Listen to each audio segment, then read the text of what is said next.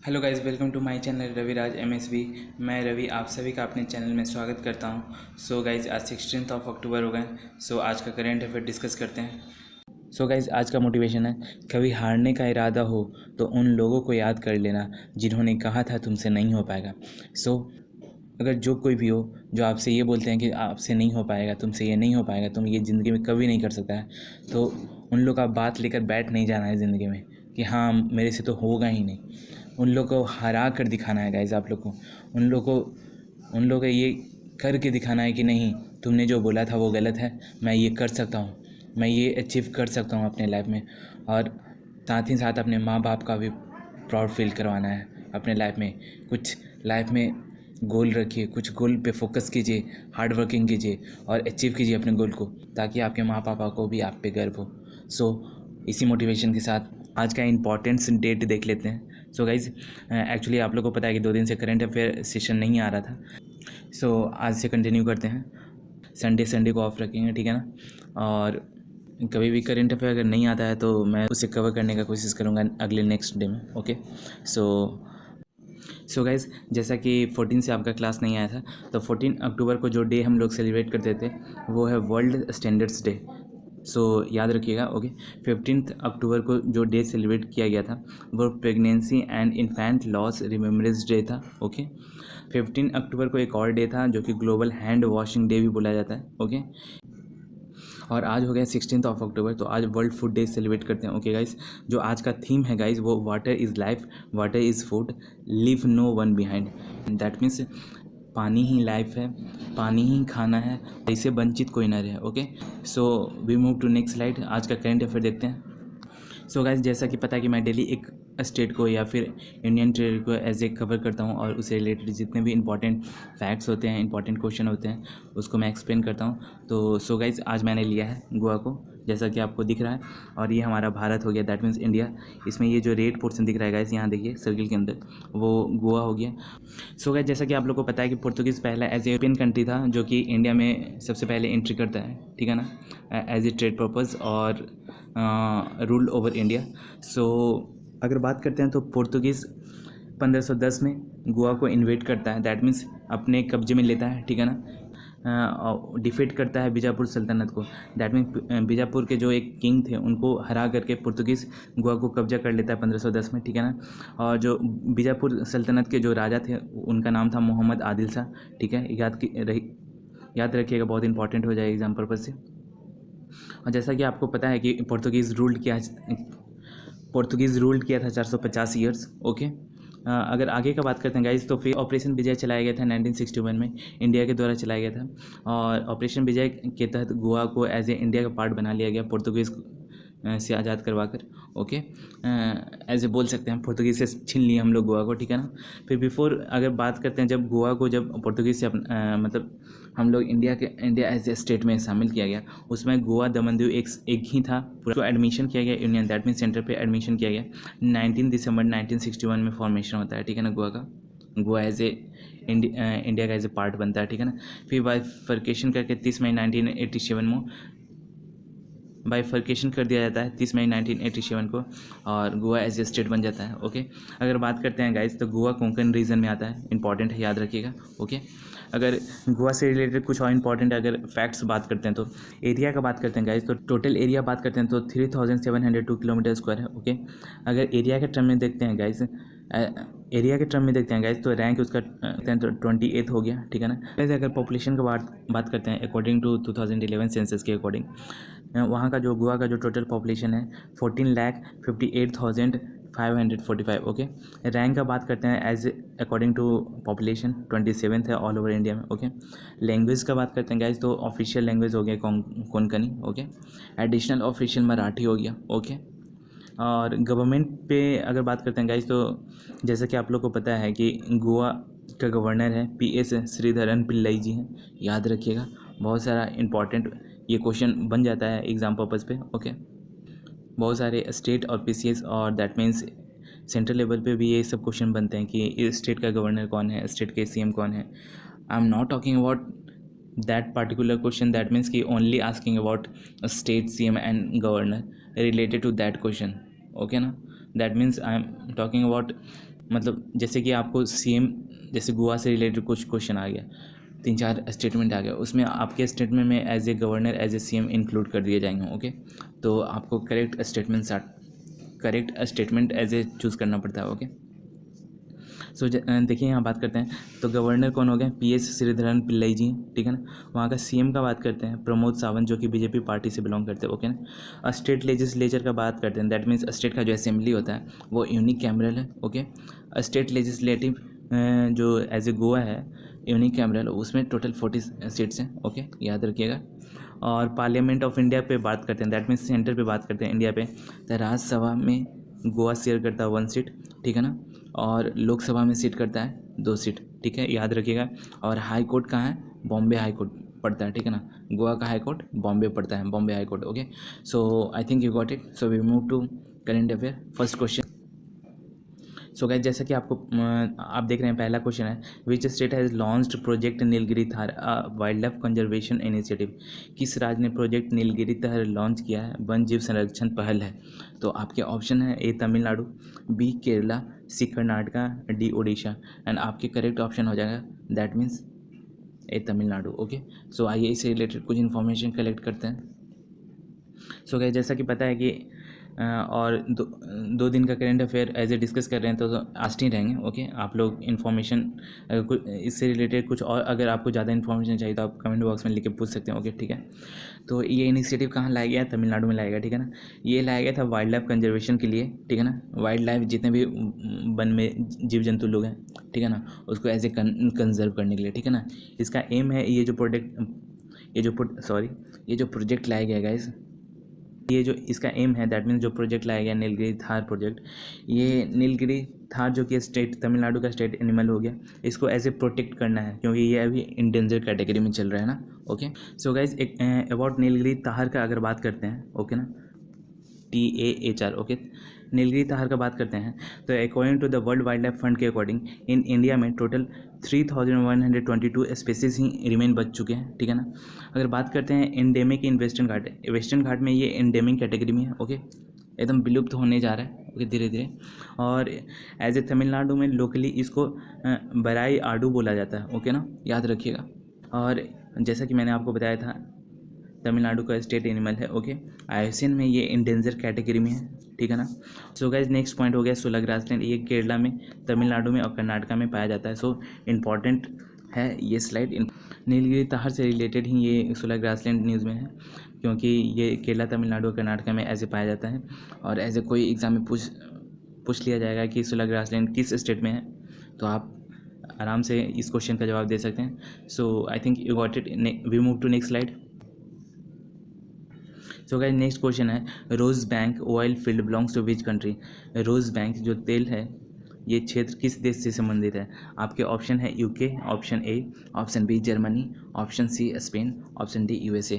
और इसका correct option हो जाएगा that is UK, option A। Okay, देखिए, जैसा कि आपको पता है, ये UK का कॉन्टिनेंट हो गया पूरा, ये स्कॉटलैंड हो गया। ओके, ठीक है। और जैसा कि आपको दिख रहा होगा, just wait, I am zooming. So guys, देखिए, ये रोज बैंक ऑयल फील्ड हो गया ये, ठीक है ना, स्कॉटलैंड एरिया से जस्ट नॉर्दर्न साइड में। ओके, और यहाँ भी एक सेटलैंड आइलैंड भी है। अगर आपके क्वेश्चन अगर आ जाते हैं कि सेटलैंड आइलैंड कहाँ सिचुएटेड है, तो UK के नॉर्दर्न साइड पोर्शन में। ओके, अगर जूम आउट करते हैं इसको गाइस, सो देखिए, नेक्स्ट देखिए, ये न्यूज़ में क्यों है, क्योंकि British government approve for a major oil and the gas project in the North Sea में ये प्रोजेक्ट को एज ए अप्रूवल दे दिया है ब्रिटिश गवर्नमेंट, ठीक है ना। और Rosebank is a oil field है। ओके, लोकेटेड है north west of the Shetland island. याद रखिएगा इस सेटलैंड आइलैंड कहाँ है, नॉर्थ वेस्टर्न साइड है। ओके ना, किससे, Scotland as a northern side, Scotland के कंपेयर में देखते हैं तो नॉर्दर्न साइड हो जाएगा, नहीं तो UK के नॉर्दर्न पोर्शन में। ओके, और ये नॉर्दर्न सी में है। ओके, याद रखिएगा, नॉर्थ सी में है। नॉर्थ सी लाइज करता है किसके किसके बीच, नॉर्थ सी लाइज करता है ग्रेट ब्रिटेन हो गया, डेनमार्क हो गया, नॉर्वे हो गया, जर्मनी हो गया, नीदरलैंड हो गया, ओके, बेल्जियम हो गया और फ्रांस हो गया। सो अगर हम बात करते हैं गाइज नेक्स्ट पॉइंट का, सो गाइज जैसा कि आपको पता है कि UK के जो PM है ऋषि सुनाक जी हैं। Okay, so I think you got it. We move to next slide. Next question की बात करते हैं। Name of the operation launch by the Hamas 2023 assault on the Israel पे जैसा कि आपको पता है कि हमास लगातार बम और गोले बरसाए जा रहे हैं, तो उन्होंने हमास ने एक ऑपरेशन लॉन्च किया था। तो वही पूछा जा रहा है कि हमास ने कौन सा ऑपरेशन लॉन्च किया था। आपके ऑप्शन है, ऑप्शन ए है ऑपरेशन स्टॉर्म, ऑप्शन बी है ऑपरेशन एल अस्का स्टॉर्म, ओके, ऑप्शन सी है operation sword of iron and option D है operation breaking down. So guys इसका करेक्ट ऑप्शन है, ये 2023 का ऑपरेशन पूछा जा रहा है, ठीक है ना। इस बार जो रिसेंटली जो न्यूज़ में है हमास और इसराइल का जो कंटिन्यूस वार चल रही है, जैसे कि आपको पता है कि एक हफ्ता से ज़्यादा हो गए ये वार अभी तक कंटिन्यूस चल रहा है, ठीक है। तो इसका करेक्ट ऑप्शन हो जाएगा guys option number B, that is operation Al अस्का स्टॉर्म। आइए इससे रिलेटेड कुछ इन्फॉर्मेशन कलेक्ट करते हैं। इसराइल हमास से रिलेटेड इंपॉर्टेंट जो असॉल्ट आज से नहीं, बहुत हिस्ट्री में भी चल रहा था। तो इससे रिलेटेड मैंने प्रीवियस वीडियो चेकआउट कर सकते हैं, उसमें मैंने हमास और इजराइल से रिलेटेड डिटेल इन्फॉर्मेशन दिया था, कौन कौन वॉर कब होता है, कैसे कैसे हुआ और अब सिचुएशन कैसा है। पहले फ़लस्तीनी था तो उसको कैसे इजराइल धीरे धीरे अपना पॉपुलेशन बढ़ाया और कैसे ही दोनों के बीच ये वॉर होता है। इससे रिलेटेड जितने भी इन्फॉर्मेशन मैंने प्रीवियस वीडियो को आप चेकआउट कर सकते हैं, उसमें पूरी जानकारी है। सो गाइस आइए देखते हैं। अगर इससे रिलेटेड बात करते हैं गाइस, 2022 में इसराइल हमास से रिलेटेड एक वॉर होता है। ये जो ऑपरेशन ब्रेकडाउन है ये इसराइल के द्वारा लॉन्च किया गया था 2022 में। यही वॉर हुआ था 2022 में इसराइल हमास के बीच, ओके। तो ये ऑपरेशन याद रखिएगा, ऑपरेशन ब्रेकडाउन इसराइल के जो डिफेंस मिनिस्ट्री के द्वारा ये लॉन्च किया गया था, ओके, ऑपरेशन ब्रेकडाउन। बिकॉज क्योंकि ऑपरेशन जो ब्रेकडाउन है गाइस, इसराइल के जो डिफेंस मिनिस्ट्री हैं, क्योंकि डिफेंस मिनिस्ट्री साइट पे डिफेंस मिनिस्ट्री के जो साइट पोर्टल पे उस पर एज ए थ्रेट आ रहा था, धमकी आ रहा था, उससे रिलेटेड इन्होंने ये ऑपरेशन लॉन्च किया था। अगर आगे बात करते हैं गाइस, जैसा कि मैंने अभी आपको बताया इसराइल डिफेंस फोर्सेस से रिलेटेड है ये ऑपरेशन, ठीक है ना। As per the Israel defence force website, after the threat of the terrorist attack का एज ए थ्रेट आ रहा था, मतलब कि आतंकी हमला होने का एज ए संकेत था 2022 में, उससे रिलेटेड ये ऑपरेशन चलाया गया था इसराइल के द्वारा, याद रखिएगा, इंपॉर्टेंट है। ऑपरेशन स्वॉर्ड ऑफ आयरन, जो कि इसराइल 2023 में हमास ने कौन सा ऑपरेशन लॉन्च किया है, that is operation B, that is option B, operation Al अस्का स्टॉर्म। और 2023 में जैसे कंटिन्यूस है जो हमास बम बरसा रहे हैं इसराइल पे, तो इसराइल ने भी एज ए ऑपरेशन लॉन्च किया है जिसका नाम है स्वॉर्ड ऑफ आयरन। तो ये 2023 का है, याद रखिएगा, ऑपरेशन स्वॉर्ड ऑफ आयरन। और operation Ajay, that is India as a operation launch किया है। क्यों? क्योंकि इसराइल में भी बहुत सारे इंडियन एज ए फंसे हुए हैं, तो उनको रेस्क्यू करने के लिए वहाँ से, दैट मीन्स वहाँ से as a safe India land करवाना है, that means India as a safe लाना है, उसके लिए ऑपरेशन अजय चलाया गया है। याद रखिएगा गाइस। अच्छा गाइस, आप लोग कमेंट में लिख के बताइए कि ऑपरेशन गंगा कौन से कंट्री में ऑपरेशन गंगा ऐसे चलाया गया था इंडिया के द्वारा और किस कंट्री से रिलेटेड है। And we move to next question, I think you got it. Next question है guys, Chushul Moldo border is recently seen in the news present in which state AOT, मतलब चुशुल मोल्डो सीमा हाल ही में किस राज्य और केंद्र शासित प्रदेश में समाचार में देखी गई है। एंड आपके ऑप्शन है, option A Jammu and Kashmir, option B है लद्दाख, ऑप्शन सी हो गया असम, ऑप्शन डी हो गया हिमाचल प्रदेश। गाइज ये इसका करेक्ट ऑप्शन हो जाएगा option B Ladakh, that is Ladakh में ये Chushul Moldo border as a recently देखा गया न्यूज़ में। क्यों? क्योंकि जैसा कि आपको पता है कि लद्दाख एज ए UT हो गया है। इस इंडियन टेरिटरी से रिलेटेड जितने भी इन्फॉर्मेशन है मैंने प्रीवियस वीडियो में कवर कर चुका हूँ, तो आप उसे चेकआउट कर सकते हैं। तो आइए गाइस, ये 20th जो corps commander level meeting held हुआ है इंडिया चाइना के बीच। जैसा कि आपको पता है कि Ladakh as a border share करता है चाइना से, ठीक है ना। तो 20th नंबर का जो कॉप्स कमांडर लेवल का जो मीटिंग हुआ है इंडिया चाइना के बीच हुआ है, ठीक है ना, हाल ही फिलहाल में, ओके। और चुशुल मोल्डो बॉर्डर है जो कि लद्दाख में चाइना शेयर करता है, ठीक है ना, याद रखिएगा ये बॉर्डर, ठीक है। Persisting issues along the line of actual control, LOC से रिलेटेड जो भी इश्यूज अराइज हो रहे हैं उसको एज ए सेटल डाउन करना है। इससे ही रिलेटेड ये न्यूज़ में था, okay. I think you got it, Chushul Moldo border याद रखिएगा। गाइस नेक्स्ट क्वेश्चन है, who has launch the trailer of Krish Trish and the Baltiboy Bharat Hain Hum, that mean Chris tris और बाल्टी बॉय भारत हैं हम का ट्रेलर किसने लॉन्च किया है। और ये आपके ऑप्शन हैं, option A Rajnath Singh, option B Amit Shah, option C Modi ji, option D हो गए अनुराग ठाकुर। इसका करेक्ट ऑप्शन हो जाएगा option D, that is Anurag Thakur ने हाल ही में ये ट्रेलर लॉन्च किया है। आइए इससे रिलेटेड इन्फॉर्मेशन कलेक्ट करते हैं। सो गाइस, जैसा कि पता है कि लॉन्च किया गया है अनुराग ठाकुर के द्वारा। आप बताइए कमेंट बॉक्स में, आप लोग एफर्ट कीजिए गाइस, एफर्ट नहीं कर रहे हैं तो कैसे काम चलेगा। एफर्ट कीजिए। जितने भी यहाँ जो जितने भी पर्सन का नाम लिखा है ये कौन कौन से मिनिस्ट्री से बिलोंग करते हैं, ओके।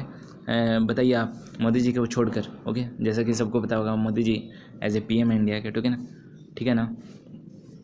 तो प्रोड्यूस किया गया central bureau of communication, ministry of information broadcasting के द्वारा, ठीक है ना। सीरीज़ है गाइज, एक तरह का सीरीज़ है। सो गाइज ये 52 एपिसोड का है, 11 मिनट ईच होगा as a series. That means ये जो सीरीज़ है 52 एपिसोड का है, प्रत्येक सीरीज़ 11 मिनट का होगा। ये फीचर करेगा स्टोरीज़ जो भी मतलब हिस्ट्री, दैट मीन्स 1500 से लेकर 1947 तक, इंडिया आज़ाद होने के पहले जितने भी हमारे इंडियन फ्रीडम स्ट्रगल हैं, इंडियन फ्रीडम फाइटर हैं, उनसे रिलेटेड जितने भी स्टोरीज़ हैं, कब मतलब रिवॉल्ट कब हुआ, कब घटना कब हुआ, कौन इंपॉर्टेंट पर्सन है, उससे रिलेटेड ये सीरीज़ लाया जा रहा है, जो कि अनुराग ठाकुर ने इन्हें लॉन्च किए हैं। So I think you got it. So we move to next question, याद रखिएगा। सो गाइस नेक्स्ट क्वेश्चन है, World Athletics has nominated the Indian javelin thrower for the 2023 men's athletic of the year award. विश्व athletics ने भारतीय भाला फेंक खिलाड़ी को 2023 पुरुष एथलीट ऑफ द ईयर पुरस्कार के लिए नामांकित किया है। ऑप्शन है A Neeraj Chopra, and B DP Manu, C हो गए Devinder Singh Kang, and D option हो गए विपिन कासना। एंड इसका करेक्ट ऑप्शन हो जाएगा that is A Neeraj Chopra को एज ए वर्ल्ड एथलेटिक के द्वारा ये अनाउंस किया गया है, नॉमिनेटेड किया गया कि जी जो इंडियन जेवलिन थ्रो हैं दैट इज़ नीरज चोपड़ा, उनको एज ए 2023 का men's athlete of the year award दिया जाएगा, ओके। सो गाइस बात करते हैं तो 2023 men's athlete of the year award Neeraj Chopra को, जैसे कि मैंने बताया, वो एज ए अवार्ड दिया जाएगा। World athletics the global governing body for the athletics. World athletics जो है ना गाइस, वो एक तरह का गवर्निंग बॉडी है एथलेटिक्स में, ओके। चलिए ये है कि वर्ल्ड जो चैंपियनशिप 2023 का जो बुदापेस्ट में हुआ था, उसमें जो Neeraj Chopra as a javelin thrower में गोल्ड एज ए मेडल प्राप्त किए थे, ओके। एशियन गेम 2023 में जो इंडिया का जो मेडल आया है वो 107 है, याद रखिएगा, ठीक है ना। 19th एडिशन था, याद रखिएगा। और नीरज चोपड़ा गोल्ड मेडल, मतलब दैट मीन्स एशियन गेम में भी नीरज चोपड़ा ने गोल्ड हासिल किया है। So I think you got it. और एशियन गेम से रिलेटेड जितने भी इन्फॉर्मेशन मैंने पीछे वीडियो में कवर कर चुका हूँ। So I think let's go back and check out the videos. So we move to next slide. So next question है guys, 5th annual defence dialogue between India and which country. Bharat और किस देश के बीच 5वां वार्षिक रक्षा संवाद हुआ। तो आपके ऑप्शन है, option A France, option B Italy, option C USA, and option D Australia. इसका करेक्ट ऑप्शन हो जाएगा guys A option, that is France. So आइए कुछ इन्फॉर्मेशन कलेक्ट करते हैं। जैसा कि आपको पता है कि ये 5th नंबर का जो एनुअल डिफेंस, यहाँ सी होगा, याद रखिएगा। डिफेंस जो डायलॉग हुआ है वो फ्रांस में हेल्ड किया गया था, okay, meeting, okay. India side से जो एज ए पार्टिसिपेट किए थे फ्रांस में 5th एनुअल डिफेंस डायलॉग में, वो राजनाथ सिंह जी। जैसा कि आपको पता है कि Rajnath Singh ji as a defence ministry हैं, ओके। और ये जो गाइज हुआ 5th नंबर का जो एनुअल डिफेंस हुआ, उसका मेन एम था कॉपरेशन करना है डिफेंस सेक्टर में, ठीक है ना। डिफेंस सेक्टर में एक दूसरे को कॉपरेट करना है, ठीक है ना। और अगर एक्सरसाइज से रिलेटेड इंपॉर्टेंट फैक्ट्स अगर जानते हैं तो शक्ति इंडिया और फ्रांस का एक्सरसाइज से रिलेटेड इन्फॉर्मेशन अगर कलेक्ट करते हैं तो शक्ति एक्सरसाइज है जो कि इंडिया फ्रांस के बीच होता है। दोनों कंट्री के साइड के आर्मी है वो एज ए शक्ति एक्सरसाइज करते हैं, ओके। वरुणा एक्सरसाइज जो कि दोनों साइड दैट मीन्स इंडिया और फ्रांस के जो नेवल आर्मी लोग हैं वो कंडक्ट करते हैं। गरुड़ जो कि एयरफोर्स कंडक्ट करता है ये एक्सरसाइज, ओके, दोनों कंट्री की साइड, ओके।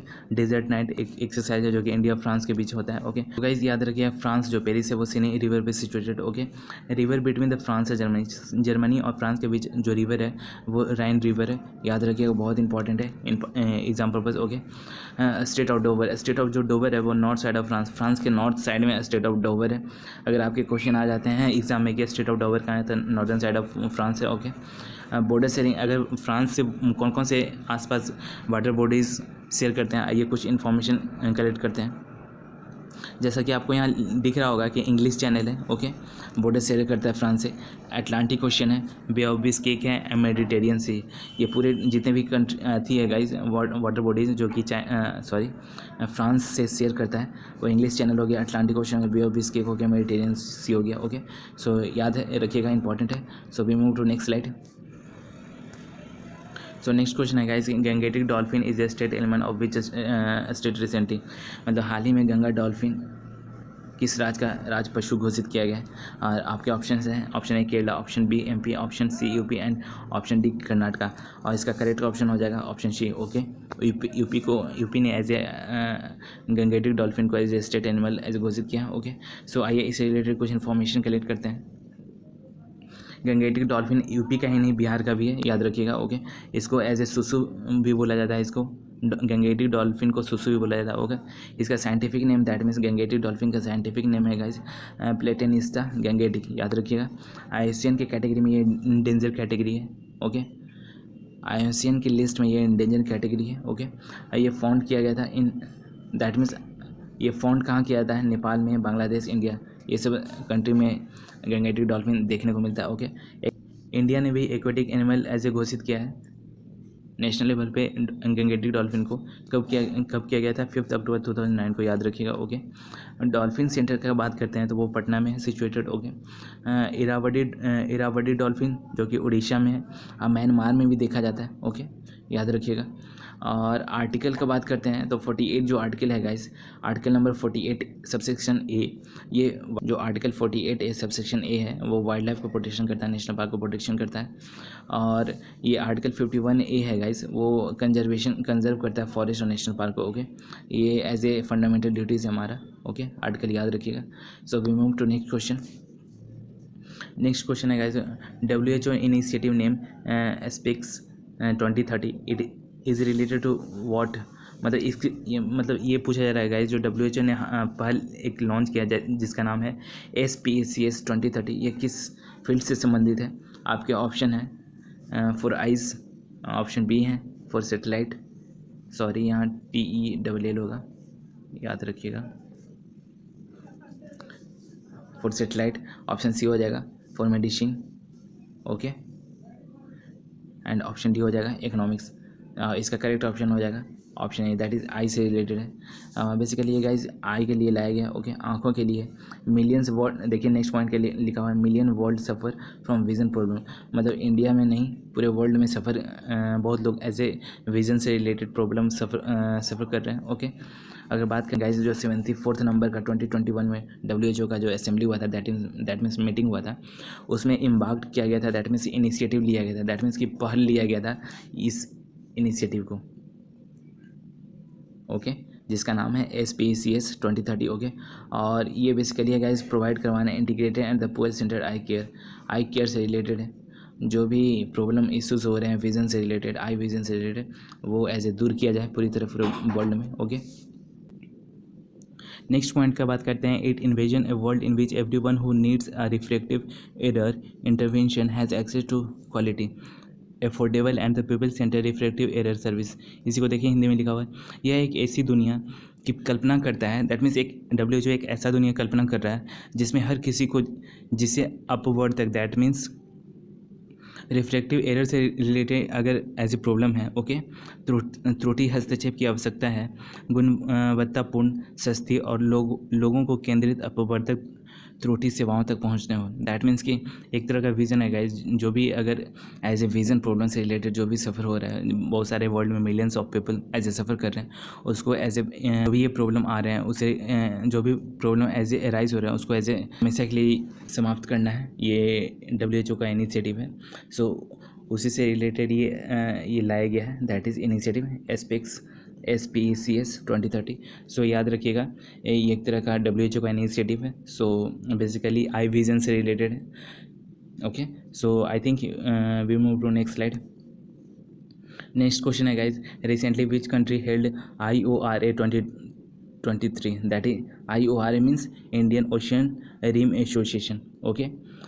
2023 में ये कौन से कंट्री एज ए कंडक्ट किया है, दैट मीन्स कौन से कंट्री में किया गया है। आपके ऑप्शन है A Cambodia, option B Bangladesh, option C Thailand, option D Sri Lanka. और इसका करेक्ट ऑप्शन हो जाएगा ऑप्शन डी, श्रीलंका में हुआ है। ओके, ये हेल्ड किया गया है श्रीलंका में।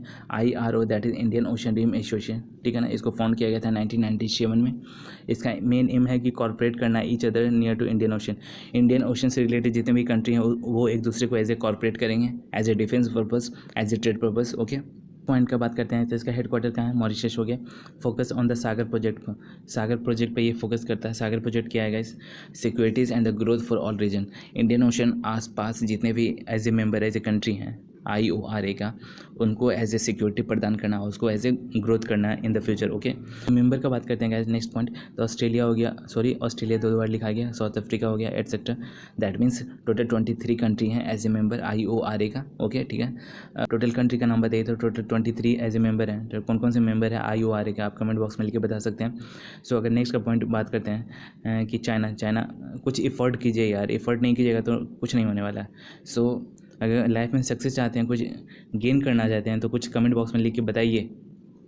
जैसा कि मैं क्वेश्चन कर रहा हूँ तो आप कमेंट बॉक्स में लिख के बता सकते हैं। कि नेक्स्ट पॉइंट का बात करते हैं तो China is not a member but a dialogue partner. जैसा कि पता है कि चाइना IORA का मेंबर नहीं है लेकिन एक डायलॉग पार्टनर है, ठीक है ना। चाइना ही नहीं डायलॉग पार्टनर है, 20 आई थिंक 18 और 19 है, आप एक बार चेकआउट कर लीजिएगा। आई थिंक 19 डायलॉग पार्टनर है। ओके, याद रखिएगा। एक तो इजिप्ट हो गया, UK हो गया, और कौन कौन से हैं आप चेकआउट कर लीजिए, नहीं तो कमेंट बॉक्स में लिख के बताइए। अगर आपको नहीं पता चल रहा है तो मेरे से पूछिए, मैं आपको बताऊंगा। Okay, so I think you got it. We move to next question. So guys next question है, श्रेष्ठा एक इनिशिएटिव है, किस मिनिस्ट्री के द्वारा लॉन्च किया गया है। आपके ऑप्शन है social justice and empowerment and education ministry, option A, option B power and defence minister, option C environment and Jal Shakti ministry, and option D finance ministry. और इसका करेक्ट ऑप्शन हो जाएगा option A, that is social justice and empowerment and education ministry. Okay, याद रखिएगा। और ये इसका main aim है गाइस कि higher education with higher quality and skill category में। दैट मीन्स कि ये बोला जा रहा है कि गाइस जो ये इनिशिएटिव लाया गया है वो एजुकेशन में हाई क्वालिटी एज ए प्रदान करना। Okay, high skill quality as a provide करवाना। ओके, और education ministry plus social justice and empowerment minister के द्वारा लाया गया। जो एजुकेशन मिनिस्ट्री है वो धर्मेंद्र प्रधान जी हैं। ओके, और सोशल जस्टिस एंड एम्पावरमेंट जो मिनिस्ट्री हैं वो डॉक्टर VK हैं, that is doctor Virendra Kumar ji हैं। ओके, जल शक्ति जो मिनिस्ट्री हैं गाइस वो श्री गजेंद्र सिंह शेखावत जी हैं। Okay, power ministry RK Singh हैं। ओके, याद रखिएगा, बहुत इंपॉर्टेंट स्लाइड है। श्रेष्ठा दैट इज़ जैसा कि श्रेष्ठा एक स्कीम है गाइस, जो कि scheme for the residential education for students in high school in targeted areas. जो भी एज ए एरिया को एज ए टारगेट किया जा रहा है एजुकेशन पर्पस से रिलेटेड, उसको हाई क्वालिटी प्रदान करना, हाई स्किल प्रोवाइड करवाना, उससे रिलेटेड एजुकेशन फील्ड में बढ़ावा देना है, ठीक है ना, स्टूडेंटों को। सो आई थिंक आपको समझ में आ गया होगा। सो आज का सेशन यहीं तक रखते हैं। कैसा लगा कमेंट बॉक्स में लिख के बताइएगा। Like hit button and comment in the comment box. अगर जो भी क्वेश्चन समझ में नहीं आ रहा है तो आप कमेंट बॉक्स में लिख के पूछ सकते हैं। सो अगर जो भी क्वेश्चन आपको इंपॉर्टेंट लग रहे हैं आप कमेंट बॉक्स में लिख के बता सकते हैं कि सर इससे रिलेटेड और इन्फॉर्मेशन लेकर आइए, तो मैं लाऊंगा सेशन। सो ठीक है, आज का सेशन यहीं तक रखते हैं। अपना ख्याल रखिएगा। Thanks for watching.